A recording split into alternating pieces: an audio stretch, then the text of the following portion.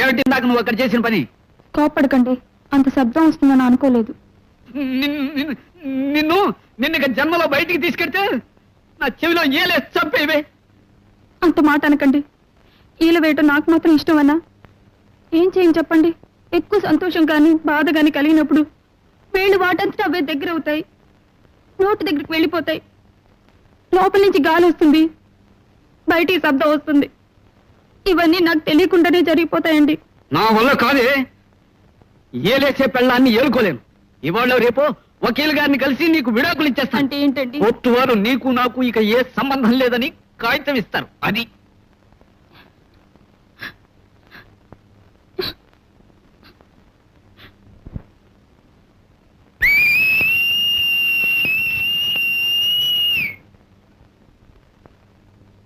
క్షమించండి, ఇది బాధ. ఇలా